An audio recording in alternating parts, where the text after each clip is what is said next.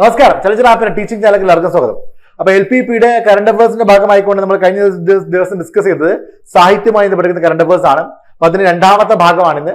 അപ്പൊ കഴിഞ്ഞ ക്ലാസ്സിൽ നമ്മൾ ഏറെക്കുറെ 30ഓളം സാഹിത്യകാരന്മാരെ കുറിച്ചും അവരുടെ പ്രധാനപ്പെട്ട കൃതികളെ കുറിച്ചും 2023 പ്രസിദ്ധീകരിച്ച പ്രധാനപ്പെട്ട കൃതികളെ കുറിച്ചും നമ്മൾ ഡിസ്കസ് ചെയ്തിരുന്നു. ഇതിന്റെ രണ്ടാം ഭാഗത്തിൽ നമ്മൾ ഏറെക്കുറെ 30ഓളം കൃതികളും അവയുടെ എഴുത്തുകാരന്മാരെ കുറിച്ചാണ് ഡിസ്കസ് ചെയ്യാൻ പോകുന്നത്. അപ്പൊ എന്തായാലും ക്ലാസ്സോട്ട് കിടക്കാം.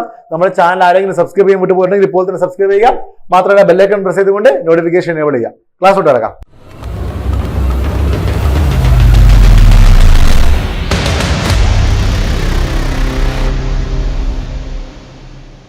അപ്പൊ സാഹിത്യം രണ്ടാം ഭാഗമാണ്.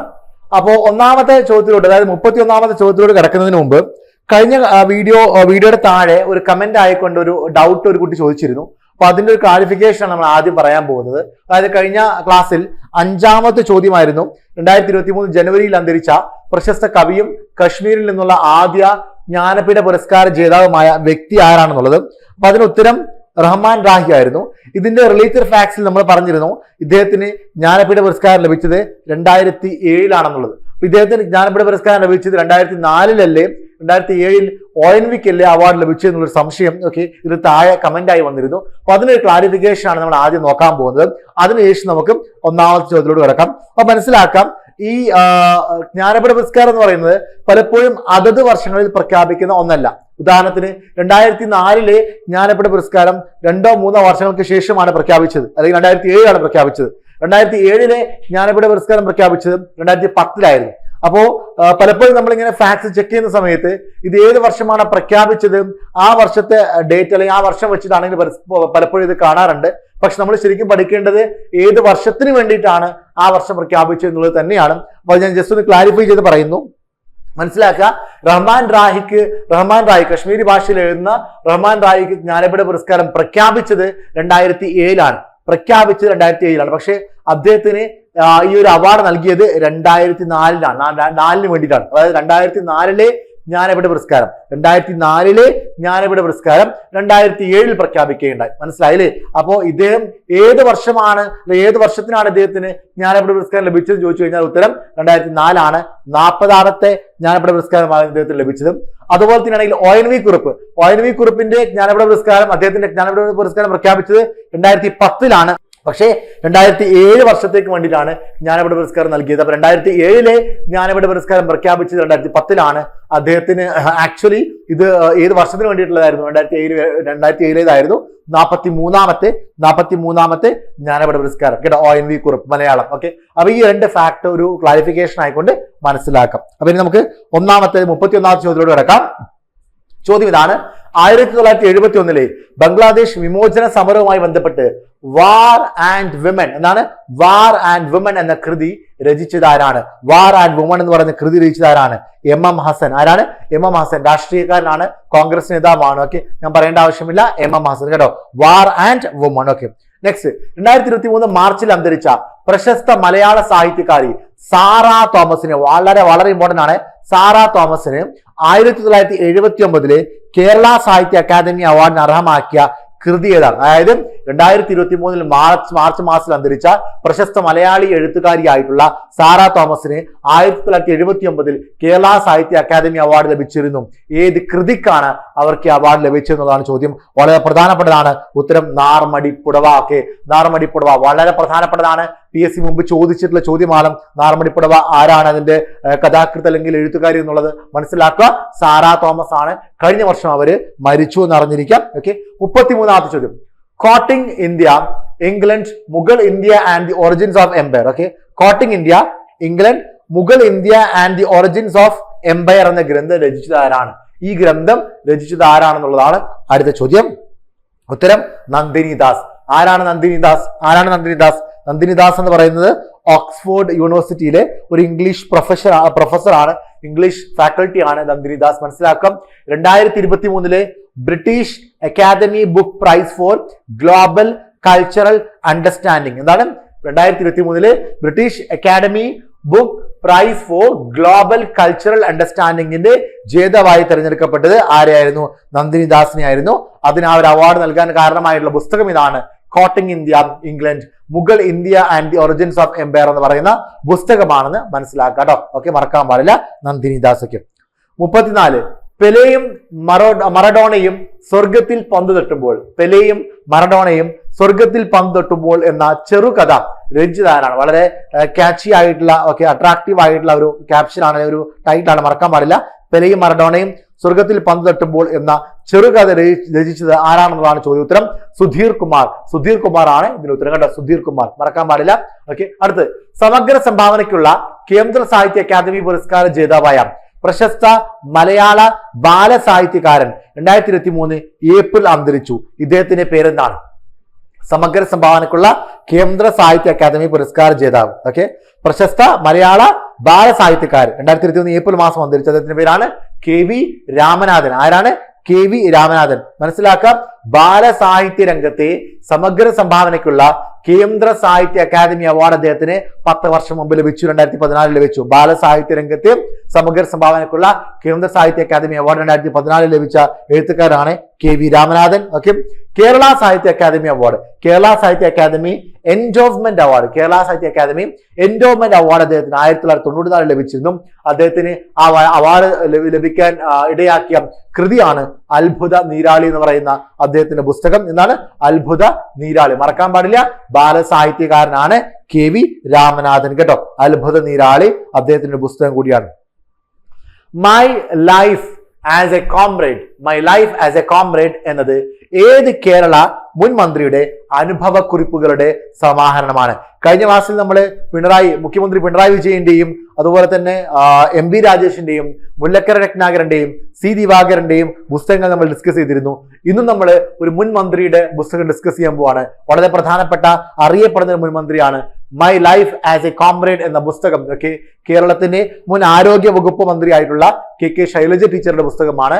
My life as A comrade എന്നത് അവരുടെ പുസ്തകമാണ്. അറിഞ്ഞിരിക്കുക കേട്ടോ. ഓക്കെ, എന്റെ പ്രിയ കഥകൾ എന്ന പുസ്തകം, എന്റെ പ്രിയ കഥകൾ എന്ന് പറയുന്ന പുസ്തകം രചിച്ചതാരാണ്?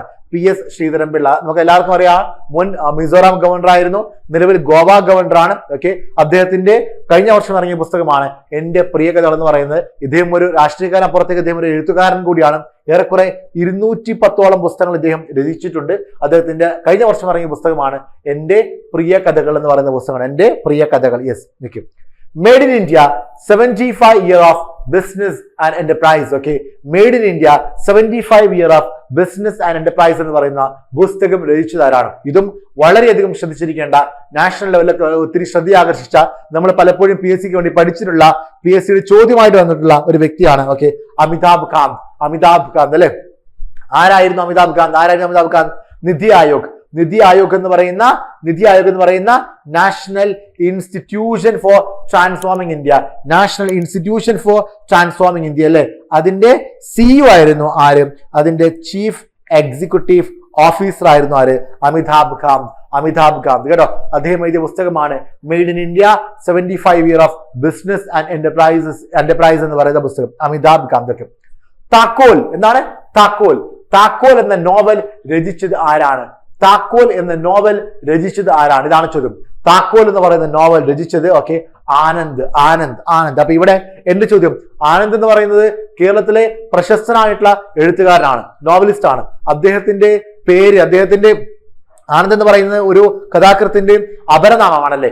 ഈ അപരനാമത്തിൽ അറിയപ്പെടുന്ന കഥാകൃത്തിന്റെ യഥാർത്ഥ നാമം എന്താണ്? അദ്ദേഹത്തിന്റെ റിയൽ നെയിം എന്താണെന്നുള്ളത് എല്ലാവരും കമന്റ് ചെയ്യുക. ഇതൊക്കെ പ്രീവിയസ് ക്വസ്റ്റ്യൻ ആണ്, PSC മുമ്പ് ചോദിച്ചിട്ടുണ്ട്. അപ്പൊ ആനന്ദ് എന്ന അപരനാമത്തിൽ അറിയപ്പെടുന്ന നോവലിസ്റ്റിന്റെ എഴുത്തുകാരന്റെ യഥാർത്ഥ നാമം എന്തെന്നുള്ളത് എല്ലാവരും കമന്റ് ചെയ്യുക കേട്ടോ. താക്കോൽ എന്ന നോവൽ രചിച്ചത് ആനന്ദാണ്. കഴിഞ്ഞ വർഷമാണ് അദ്ദേഹത്തിന് ഈ പുസ്തകം പുറത്തിറങ്ങിയതൊക്കെ. ഉപ്പുപാടത്തെ ചന്ദ്രോദയം. എന്താണ്? ഉപ്പുപാടത്തെ ചന്ദ്രോദയം എന്ന കൃതി രചിച്ചതാരാണ്? ഉപ്പുപാടത്തെ ചന്ദ്രോദയം എന്ന് പറയുന്ന കൃതി രചിച്ചത് KT ജലീൽ. വീണ്ടും മുൻമന്ത്രി കടന്നു വരുന്നു. നമ്മൾ ഡിസ്കസ് ചെയ്യുന്ന 6ാമത്തെ മുൻമന്ത്രിയാണ് KT ജലീൽ. എന്താണ്? ഉപ്പുപാടത്തെ ചന്ദ്രോദയം. മുൻ ഉന്നത വിദ്യാഭ്യാസ വകുപ്പ് മന്ത്രിയാണ്. ഉപ്പുപാടത്തെ ചന്ദ്രോദയം എഴുതിയ KT Jaleel. Okay, next. ONV കുറുപ്പിന്റെ പ്രശസ്ത കവിതാ സമാഹാരം അക്ഷരം. എന്താണ്? കവിതാ സമാഹാരത്തിന്റെ പേരെന്താ? അക്ഷരം. കന്നഡയിലേക്ക് മൊഴി മാറ്റിയത്. അപ്പൊ അക്ഷരം എന്നുള്ള പേരിലാണ് കന്നഡയിലേക്ക് മൊഴി മാറ്റിയിരിക്കുന്നത്. അത് മൊഴി മാറ്റിയത് ആരാണ്? സുഷമ ശങ്കർ. സുഷമ ശങ്കർ. ONV കുറുപ്പിന്റെ പ്രശസ്ത കവിതാ സമാഹാരം അക്ഷരം കന്നഡയിലേക്ക് മൊഴി മാറ്റിയത് സുഷമ ശങ്കർ ആണെന്ന് മനസ്സിലാക്കാം. നെക്സ്റ്റ്, കാലശാസനങ്ങൾക്ക് കീഴടങ്ങാത്ത ദാക്ഷായണി വേലായുധൻ. ശാസനങ്ങൾക്ക് കീഴടങ്ങാത്ത ദാക്ഷായണി വേലായുധൻ. ഇന്ത്യൻ കോൺസ്റ്റിറ്റ്യൂഷൻ പഠിക്കുമ്പോൾ, കേരള ചരിത്രം പഠിക്കുമ്പോഴൊക്കെ നമ്മൾ പഠിക്കുന്ന കേരള ചരിത്രത്തിലെ വളരെ പ്രധാനപ്പെട്ട ഒരു വനിതയാണ് ദാക്ഷായണി വേലായുധൻ എന്ന് പറയുന്നത്. അവരുമായി ബന്ധപ്പെട്ടിരിക്കുന്ന ഒരു പുസ്തകം ശാസനകൾക്ക് കീഴടങ്ങാത്ത ദാക്ഷായണി വേലായുധൻ എന്ന ഗ്രന്ഥം രചിച്ചത് ചെറായി രാമദാസ്. ആരാണ്? ചെറായി രാമദാസ്. ചെറായി രാമദാസ് ആരായിരുന്നു? ദാക്ഷായണി വേലായുധൻ സ്വാതന്ത്ര്യ സമര സേനാനിയായിരുന്നു. ഭരണഘടനാ നിർമ്മാണ സഭ അംഗമായിരുന്നു. ഭരണഘടനാ നിർമ്മാണ സഭയിലെ അംഗമായിരുന്നു ദാക്ഷായണി വേലായുധൻ. കേട്ടോ, ഭരണഘടനാ നിർമ്മാണ സഭയിൽ എത്ര വനിതകൾ ഉണ്ടായിരുന്നു? ഭരണഘടനാ നിർമ്മാണ സഭയിൽ എത്ര വനിതകൾ ഉണ്ടായിരുന്നു എന്നുള്ളത് എല്ലാവരും കമന്റ് ചെയ്യാം. ഓക്കെ, അക്കൂട്ടത്തിൽ ആരും ഉണ്ടായിരുന്നു? ദാക്ഷായണി വേലായുധൻ. യെസ്. അടുത്ത ചോദ്യം, കേന്ദ്ര സാഹിത്യ അക്കാദമിയുടെ മലയാളത്തിലെ ബാലസാഹിത്യ പുരസ്കാരം ലഭിച്ചത് ആർക്കാണ്? അപ്പൊ കഴിഞ്ഞ വർഷത്തെ കേന്ദ്ര സാഹിത്യ അക്കാദമിയുടെ മലയാള ഭാഷയ്ക്ക് വേണ്ടിയിട്ടുള്ള ബാലസാഹിത്യ പുരസ്കാരം ലഭിച്ചത് ആർക്കാണ്? പ്രിയ AS. ആർക്കാണ്? പ്രിയ AS. ഓക്കെ. പെരുമഴയത്തെ കുഞ്ഞിതളുകൾ. എന്താണ്? പെരുമഴയത്തെ കുഞ്ഞിതളുകൾ എന്ന കൃതിക്കാണ് പുരസ്കാരം. കേട്ടോ, പെരുമഴയത്തെ കുഞ്ഞിതളുകൾ എന്ന കൃതിക്കാണ് ഈ ഒരു കേന്ദ്ര സാഹിത്യ അക്കാദമിയുടെ ബാലസാഹിത്യ പുരസ്കാരം ലഭിച്ചിരിക്കുന്നത് മനസ്സിലാക്കാം.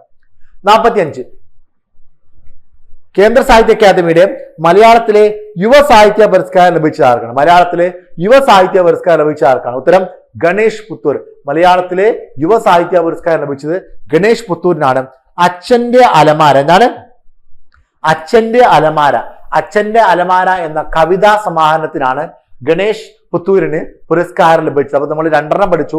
ബാലസാഹിത്യത്തിനുള്ള കേന്ദ്ര സാഹിത്യ അക്കാദമി അവാർഡ്, മലയാളത്തിലുള്ള കേന്ദ്ര സാഹിത്യ അക്കാദമി അവാർഡ് ലഭിച്ച വ്യക്തി. ഓക്കെ, ആരായിരുന്നു അത്? ഉത്തരം എന്തായിരുന്നു? പ്രിയ AS അല്ലെ. അവരുടെ പുസ്തകത്തിന്റെ പേരെന്തായിരുന്നു? പെരുമഴയത്തെ കുഞ്ഞിതളുകൾ. അതുപോലെ യുവസാഹിത്യ പുരസ്കാരം ലഭിച്ചു. കേന്ദ്ര സാഹിത്യ അക്കാദമിയുടെ യുവസാഹിത്യ പുരസ്കാരം ലഭിച്ചത് ആർക്കായിരുന്നു? ഗണേഷ് പുത്തൂർ. എന്താണ് അദ്ദേഹത്തിന്റെ കവിതാ സമാഹാരത്തിന്റെ പേര്? അച്ഛന്റെ അലമാര. യെസ്. ഇന്ത്യയിലെ ആദ്യ വനിതാ ഡോക്ടർ ആനന്ദിബായ് ജോഷിയെ കുറിച്ച് എഴുതിയ Anandibai Joshi A life in Poems. എന്താണ്? Anandibai Joshi A life in Poems എന്ന കാവ്യ സമാഹാരം രചിച്ചത് ആരാണ്? ഉത്തരം ശിഖ മാളവ്യ. ഇവിടെ ഇദ്ദേഹവുമായി ബന്ധപ്പെട്ട് അല്ലെങ്കിൽ ഈ ഒരു ഡോക്ടറുമായി ബന്ധപ്പെട്ട് ആനന്ദിബായ് ജോഷിയുമായി ബന്ധപ്പെട്ട് 2 ഫാക്ട് പഠിക്കാനുണ്ട്. ഒന്ന്, അവരെ കുറിച്ച് എഴുതിയ ഈ പുസ്തകത്തിന്റെ പേര് Anandibai Joshi A life in poems എന്നുള്ളതാണ്. ഇവർ ആരായിരുന്നു? ഇന്ത്യയിലെ ആദ്യ വനിതാ ഡോക്ടർ അല്ലെ. Anandibai Joshi A life in poems എന്നുള്ള പുസ്തകം, അതായത് കവിതാ സമാഹാരം എഴുതിയത് ശിഖ മാളവ്യാണ്. എന്നാൽ ആനന്ദി ഗോപാൽ ജോഷിയുടെ ജീവിതത്തെ കുറിച്ചുള്ള നാടകത്തിന്റെ പേരെന്നാണ്. ഇവരുടെ ജീവിതത്തെ കുറിച്ചുള്ള നാടകത്തിന്റെ പേരെന്നാണ് ആനന്ദി. ആ നാടകം സംവിധാനം ചെയ്ത ആരാണ്? സുനിൽ മാങ്ങാട്ട്. കേട്ടോ, സുനിൽ മാങ്ങാട്ടിനെ കുറിച്ച് മുമ്പ് നമ്മൾ പഠിച്ചിട്ടില്ലാണ്, കഴിഞ്ഞ വർഷങ്ങളൊക്കെ പഠിച്ചിട്ടില്ലാണ്. അപ്പൊ സുനിൽ മാങ്ങാട്ടാണ് ആനന്ദി എന്ന് പറയുന്ന ആനന്ദി ഗോപാൽ ജോഷിയുടെ ജീവിതത്തെ കുറിച്ചുള്ള നാടകമായിട്ടുള്ള ആനന്ദി സംവിധാനം ചെയ്തിരിക്കുന്നത്. ശിഖ മാളവിയാണ് Anandibai Joshi A life in poems എന്നുള്ള പുസ്തകം രചിച്ചത്. നെക്സ്റ്റ്, കേരളത്തിന്റെ ഗുൽസാരി. വളരെ വളരെ വളരെ പ്രധാനപ്പെട്ട ഒരു പുസ്തകമാണ്. Very important. നോട്ട് ചെയ്തോണേ, മറക്കാൻ പാടില്ല.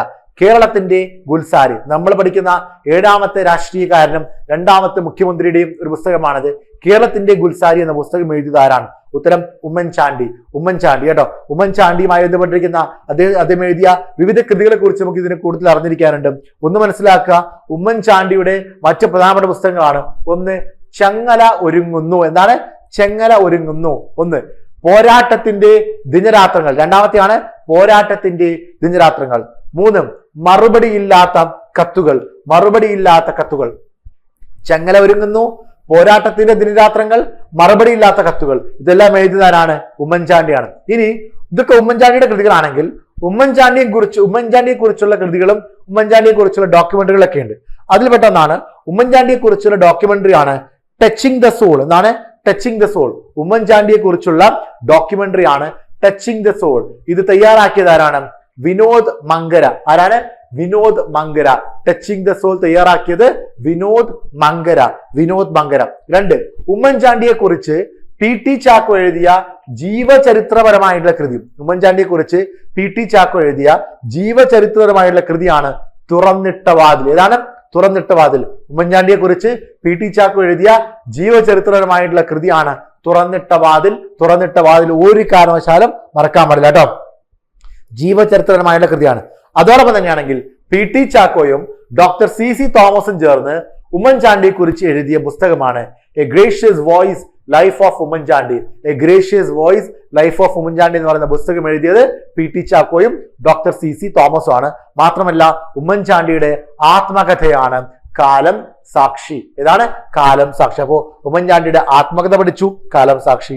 ഉമ്മൻചാണ്ടിയെ കുറിച്ച് PT ചാക്കോ എഴുതിയ ജീവചരിത്രപരമായിട്ടുള്ള പുസ്തകമാണ് തുറന്നിട്ട വാതിൽ. അതുപോലെ തന്നെയാണെങ്കിൽ അദ്ദേഹത്തെ കുറിച്ചുള്ള ഒരു ഡോക്യുമെന്ററിയാണ് ടച്ചിങ് ദ സോൾ എന്ന് പറയുന്നത്. തയ്യാറാക്കിയത് വിനോദ് മങ്കര. ചെങ്ങല ഒരുങ്ങുന്നു, പോരാട്ടത്തിന് ദിനരാത്രങ്ങൾ, മറുപടി ഇല്ലാത്ത കത്തുകൾ, കേരളത്തിന്റെ ഗുൽസാരി, ഇത്രയും കൃതികൾ, പുസ്തകങ്ങൾ ആരുടെയാണ്? ഉമ്മൻചാണ്ടിയുടെയാണ് കേട്ടോ, ഉമ്മൻചാണ്ടിയുടെയാണ്. ഇനി അറിഞ്ഞിരിക്കുക കുഞ്ഞുഞ്ഞു കഥകൾ. എന്താണ്? കുഞ്ഞുഞ്ഞു കഥകൾ അല്പം കാര്യങ്ങളും എന്ന കുഞ്ഞുഞ്ഞു കഥകൾ അല്പം കാര്യങ്ങളും എന്ന ഉമ്മൻചാണ്ടിയെ കുറിച്ചുള്ള പുസ്തകം എഴുതിയതാരാണ്? അതാരാണ്? PT ചാക്കോ. അപ്പൊ PT ചാക്കോ ഇദ്ദേഹത്തെ കുറിച്ച് എഴുതുന്ന മൂന്നാമത്തെ പുസ്തകമാണിത്. കുഞ്ഞുഞ്ഞു കഥകൾ അല്പം കാര്യങ്ങളും എന്ന ഉമ്മൻചാണ്ടിയെ കുറിച്ചുള്ള പുസ്തകം എഴുതിയതാരാണ്? PT ചാക്കോ കേട്ടോ. ഇനി ശ്രദ്ധിച്ചിരിക്കുക, നമ്മൾ നേരത്തെ കാലം സാക്ഷി എന്ന് പറയുന്ന ഉമ്മൻചാണ്ടിയുടെ ആത്മകഥയെ കുറിച്ച് പറഞ്ഞത് കാലം സാക്ഷി. അപ്പൊ ഇക്കൂട്ടത്തിൽ ഞാൻ പ്രശസ്തരായിട്ടുള്ള മറ്റു പല മുഖ്യമന്ത്രിമാരുടെയും ഒക്കെ ആത്മകഥയും കൂടെ പറഞ്ഞിട്ട് പോവാണ്. ഓക്കെ, അപ്പൊ ഇവിടെ കുഞ്ഞുഞ്ഞു കഥകൾ അല്പം കാര്യങ്ങളും PT ചാക്കോ എഴുതിയപ്പോൾ ഓക്കെ ഇദ്ദേഹത്തിന് ആത്മകഥ കാലം സാക്ഷി. അക്കൂട്ടത്തിൽ അറിഞ്ഞിരിക്കുക മറ്റുള്ള ആത്മകഥകളാണ് പതറാതെ മുന്നോട്ട്. ആരുടെ ആത്മകഥയാണ്? K കരുണാകരൻ. പതറാതെ മുന്നോട്ട് K കരുണാകരൻ അല്ലെ. ഒളിവുകാല സ്മൃതികൾ EK നായനാർ. സമരത്തിന് ഇടവേളകളില്ല. VS അച്യുതാനന്ദൻ. VS അച്യുതാനന്ദൻ. അപ്പൊ ഇതാണ് മറ്റുള്ള പ്രധാനപ്പെട്ട പ്രശസ്തരായിട്ടുള്ള നേതാക്കന്മാരുടെ മുഖ്യമന്ത്രിമാരുടെ ആത്മകഥ. കാലം സാക്ഷിയാണ് നമ്മുടെ ഉമ്മൻചാണ്ടിയുടെ ആത്മകഥ. ഓക്കെ, ഇനി അടുത്തത് അസാസിൻ എന്ന പേരിൽ ഇംഗ്ലീഷിലേക്ക് പരിഭാഷപ്പെടുത്തിയ KR മീരയുടെ നോവൽ ഏത്? അസാസിൻ എന്ന പേരിൽ ഇംഗ്ലീഷിലേക്ക് പരിഭാഷപ്പെടുത്തിയ KR മീരയുടെ നോവൽ ഏതാണ്? ഉത്തരം ഘാതകൻ. ഏതാണ്? ഘാതകൻ. അസാസിൻ എന്ന പേരിൽ ഇംഗ്ലീഷിലേക്ക് പരിഭാഷപ്പെടുത്തിയ KR മീരയുടെ നോവലാണ് ഘാതകൻ എന്ന നോവൽ ഇംഗ്ലീഷിലേക്ക് മൊഴി മാറ്റിയതാരാണ്? J ദേവിക കേട്ടോ. J ദേവിക. നെക്സ്റ്റ്, മുൻ രാഷ്ട്രപതി APJ അബ്ദുൽ കലാമിന്റെ സ്മരണാർത്ഥം പുറത്തിറക്കിയ പുസ്തകം ഏത്? അപ്പൊ APJ അബ്ദുൽ കലാമുമായി ബന്ധപ്പെട്ടിരിക്കുന്ന പുസ്തകമാണ് ഓക്കെ മെമ്മറീസ് നെവർ ഡൈ എന്ന് പറയുന്ന പുസ്തകമാണ്. ഈ പുസ്തകം എഴുതിയതാരാണ്?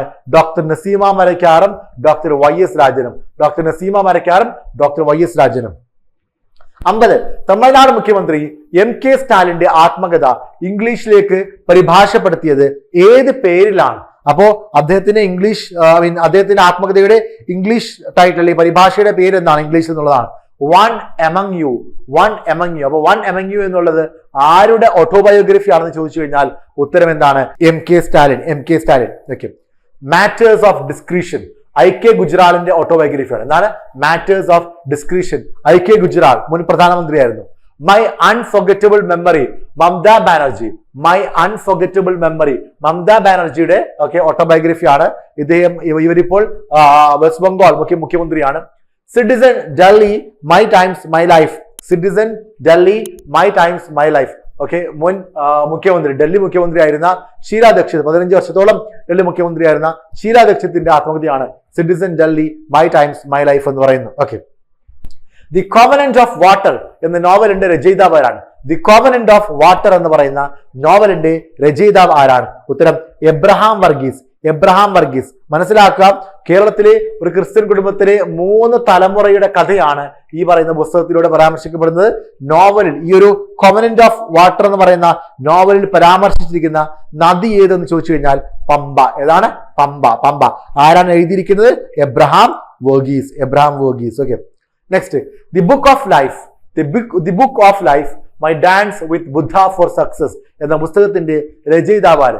The book of life my dance with Buddha for success എന്ന പുസ്തകത്തിന്റെ രചയിതാവാരാണ്? വിവേക് അഗ്നിഹോത്രി. ആരാണ്? വിവേക് അഗ്നിഹോത്രി കേട്ടോ, വിവേക് അഗ്നിഹോത്രി. ഓക്കെ, വിവേക് അഗ്നിഹോത്രിയുടെ പ്രശസ്ത സിനിമകളാണ് കശ്മീരി ഫയൽസ് എന്ന് പറയുന്നത്, അതുപോലെ തന്നെ ആണെങ്കിൽ താഷ്കെന്റ് ഫയൽസും. കശ്മീരി ഫയൽസും താഷ്കെന്റ് ഫയൽസും. ഓക്കെ, ഒരുപാട് വിവാദങ്ങൾ ഉണ്ടാക്കിയ ഒരു സിനിമയായിരുന്നു കശ്മീരി ഫയൽസ് എന്ന് പറയുന്നത്. താഷ്കെന്റ് ഫയൽസ് മറ്റൊരു സിനിമയാണ്. വിവേക് അഗ്നിഹോത്രി അദ്ദേഹത്തിന്റെ പുസ്തകമാണ് the book of life my dance with Buddha for success എന്ന് പറയുന്നത് കേട്ടോ. നെക്സ്റ്റ്, അടുത്തിടെ പുറത്തിറങ്ങിയ പുസ്തകമായ you must know your constitution എന്ന് പറയുന്ന പുസ്തകം എഴുതിയതാരാണ്? പ്രശസ്ത ജൂറിസ്റ്റ് ആണ്. ഓക്കെ, പ്രശസ്ത അഡ്വക്കേറ്റ് ആണ്. ഓക്കെ, മനസ്സിലാക്കുക, ഫാലി എസ് നരിമാൻ. അടുത്തിടെ പുറത്തിറങ്ങിയ പുസ്തകമായ you must know your constitution എന്ന് പറയുന്ന പുസ്തകം എഴുതിയത്, അതിന്റെ രചയിതാവാണ് Fali S Nariman. Okay, Fali S നരിമാന്റെ ആത്മകഥയാണ് ഓർമ്മ മങ്ങുന്നതിന് മുമ്പ്, ബിഫോർ മെമ്മറി ഫെയ്ഡ്സ് കേട്ടോ, ബിഫോർ മെമ്മറി ഫെയ്ഡ്സ്. അദ്ദേഹത്തിന്റെ പ്രധാന കൃതികൾ അതും ഭൂരിഭാഗം കോൺസ്റ്റിറ്റ്യൂഷൻ അല്ലെങ്കിൽ ലീഗൽ സിസ്റ്റവുമായി ബന്ധപ്പെട്ടതാണ്. ഓർത്തിരിക്കാം, god save the honourable supreme court 1. 2, India's legal system can it be saved? India's legal system can it be saved? The state of the nation. Okay, ഇത്രയും കൃതികൾ അദ്ദേഹം എഴുതിയതാണ്, അദ്ദേഹം രചിച്ചതാണ്. അദ്ദേഹത്തിന്റെ ആത്മകഥയാണ് ബിഫോർ മെമ്മറി ഫെയ്ഡ്സ്, ഓർമ്മ മങ്ങുന്നതിന് മുമ്പ് കേട്ടോ. അദ്ദേഹത്തിന് ഇപ്പോഴത്തെ കൃതി നമ്മൾ ഡിസ്കസ് ചെയ്ത കൃതി ഏതാണ്? You must know your constitution. ചോദ്യത്തിൽ വന്ന കൃതി you must know your constitution. 54, history liberated Sree Chitra saga എന്ന പുസ്തകം രചിച്ചതാരാണ്? ഹിസ്റ്ററി ലിബറേറ്റഡ് ശ്രീചിത്ര സാഗ എന്ന പുസ്തകം രചിച്ചതാരാണ്? ഉത്തരം അശ്വതി തിരുനാൾ ഗൗരി ലക്ഷ്മി ബായ്. നെക്സ്റ്റ്, മുൻ രാഷ്ട്രപതി പ്രണബ് കുമാർ മുഖർജിയെ കുറിച്ച് Pranab my father A daughter remembers എന്ന പുസ്തകം എഴുതിയത് ആരാണ്? സ്വാഭാവികമായിട്ടും ആ പുസ്തകം വായിക്കുമ്പോൾ തന്നെ മനസ്സിലാവും പ്രണബ് കുമാർ മുഖർജിയുടെ മകളായിരിക്കും. ഓക്കെ, അവരുടെ പേരെന്താണ്? ശർമിഷ്ഠ മുഖർജി നർത്തകിയാണ്. രാഷ്ട്രപതി പ്രണബ് കുമാർ മുഖർജിയുടെ മകളാണ്. അവരാണ് Pranab my father A daughter remembers എന്ന് പറയുന്ന പുസ്തകം എഴുതിയത്. ഇന്ത്യയുടെ 13ാമത്തെ രാഷ്ട്രപതിയായിരുന്നു പ്രണബ് മുഖർജി എന്ന് മനസ്സിലാക്കുക. 13ാമത്തെ രാഷ്ട്രപതിയായിരുന്നു പ്രണബ് മുഖർജി. ഓക്കെ, 2023 കേന്ദ്ര സാഹിത്യ അക്കാദമി പുരസ്കാരം നേടിയ E.V. രാമകൃഷ്ണന്റെ ഗ്രന്ഥം ഏത്? 2023 കേന്ദ്ര സാഹിത്യ അക്കാദമി പുരസ്കാരം നേടിയ E.V. രാമകൃഷ്ണന്റെ ഗ്രന്ഥം ഏത്? ഇദ്ദേഹത്തിന്റെ ഈ ഗ്രന്ഥം അല്ലെങ്കിൽ ഇദ്ദേഹത്തെ കുറിച്ച് മുമ്പ് PSC ചോദിച്ചിട്ടുണ്ട്. മുമ്പ് ഇദ്ദേഹത്തിന് മറ്റൊരു പുരസ്കാരം കിട്ടിയത് ചോദ്യമായി വന്നിട്ടുണ്ട്. ഞാൻ പറഞ്ഞുതരാം. ഓക്കെ, മലയാള നോവലിന്റെ ദേശകാലങ്ങൾ എന്നുള്ളതാണ് ഇതിന്റെ ഉത്തരം. മലയാള നോവലിന്റെ ദേശകാലങ്ങൾ. ഓക്കെ, ആ പുസ്തകത്തിന് 2023 കേന്ദ്ര സാഹിത്യ അക്കാദമി പുരസ്കാരം ലഭിച്ചു. ആരാണ് ഗ്രന്ഥകാരൻ? ആരാണ് എഴുത്തുകാരൻ? E.V. രാമകൃഷ്ണൻ. ഇത് മനസ്സിലാക്കുക. PSCയുടെ മുൻ ചോദ്യം എന്താണ്? 2018 ഓടക്കുഴൽ പുരസ്കാരം നേടിയ വ്യക്തി ആരായിരുന്നു? 2018 ഓടക്കുഴൽ പുരസ്കാരം നേടിയ വ്യക്തി E.V. രാമകൃഷ്ണനാണ്. PSC ചോദിച്ചിട്ടുണ്ട്, മുമ്പത്തെ ചോദ്യമാണ്. ഓക്കെ, അപ്പൊ ആ E.V. രാമകൃഷ്ണന് അന്ന് ഓടക്കുഴൽ പുരസ്കാരം ലഭിച്ചതും ഏതായിരുന്നു? ഏത് നോവലിന്റെ ബേസിസിലായിരുന്നു? ഓക്കെ, ഏത് പുസ്തകത്തിന്റെ ബേസിസിലായിരുന്നു? മലയാള നോവലിന്റെ ദേശകാലങ്ങൾ. അപ്പൊ മലയാള നോവലിന്റെ ദേശകാലങ്ങളൊക്കെ 2018 ഓടക്കുഴൽ പുരസ്കാരം ലഭിക്കുന്നു. ഇതൊരു നിരൂപണ ഗ്രന്ഥമാണ്. മലയാള നോവലിന്റെ ദേശകാലങ്ങളൊക്കെ 2018 ഓടക്കുഴൽ പുരസ്കാരം ലഭിക്കുന്നു. അതോടൊപ്പം തന്നെയാണെങ്കിൽ ഇപ്പോൾ 2023 കേന്ദ്ര സാഹിത്യ അക്കാദമി അവാർഡ് ലഭിച്ചിരിക്കുന്നു E.V. രാമകൃഷ്ണന്റെ മലയാള നോവലിന്റെ ദേശകാലങ്ങൾ. വൈ ഭാരത് മാറ്റേഴ്സ് എന്ന പുസ്തകത്തിന്റെ രചയിതാവാരാണ്? ഉത്തരം എസ് ജയശങ്കർ. ഓക്കെ, സുബ്രഹ്മണ്യ ജയശങ്കർ ഇന്ത്യയുടെ വിദേശകാര്യ മന്ത്രിയാണ്, നിലവിലെ ക്യാബിനറ്റ് മിനിസ്റ്റർ ആണ്. ഓക്കെ, ഡിപ്ലോമാറ്റ് ആയിരുന്നു. വൈ ഭാരത് മാറ്റേഴ്സ് കേട്ടോ. അദ്ദേഹത്തിന്റെ മറ്റൊരു പുസ്തകമാണ് the Indian way strategies for an uncertain world എന്ന് പറയുന്നത്. നെക്സ്റ്റ്, അടുത്തിടെ അന്തരിച്ച സാഹിത്യകാരൻ TN പ്രകാശിന് കേരള സാഹിത്യ അക്കാദമി അവാർഡ് നേടിക്കൊടുത്ത കൃതി. അപ്പൊ അദ്ദേഹത്തിന്റെ കൃതി എന്നുള്ളതാണ് ചോദ്യം. TN പ്രകാശിന് കേരള സാഹിത്യ അക്കാദമി അവാർഡ് നേടിക്കൊടുത്ത കൃതി എന്നുള്ളതാണ് ചോദ്യം. ഉത്തരം താപം എന്ന് പറയുന്നത് TN പ്രകാശിന്റെ കൃതിയാണ്. അദ്ദേഹത്തിന് കേരള സാഹിത്യ അക്കാദമി അവാർഡ് ഈ ഒരു കൃതിക്ക് ലഭിച്ചിട്ടുണ്ട്. അദ്ദേഹം കഴിഞ്ഞ വർഷം അന്തരിച്ചു. അപ്പോൾ 2005 TN പ്രകാശിന് കേരള സാഹിത്യ അക്കാദമി പുരസ്കാരം ലഭിച്ചത്.